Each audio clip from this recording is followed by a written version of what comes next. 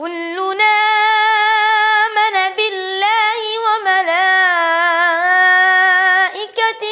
وكتبه ورسله لا نفرق بين أحد من رسله وقالوا سمعنا وأطعنا غفرانك ربنا وإليك المصير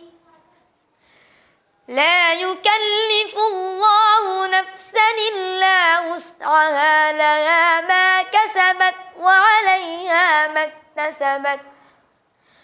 ربنا لا تؤاخذنا إن نسينا أو أخطأنا ربنا ولا تحمل علينا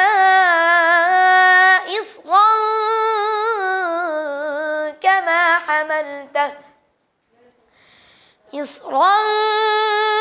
كما حملته على الذين من قبلنا ربنا ولا تحملنا ما لا طاقة لنا به واعف عنا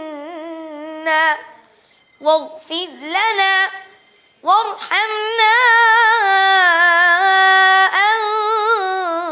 أنت مولانا فانصرنا على القوم الكافرين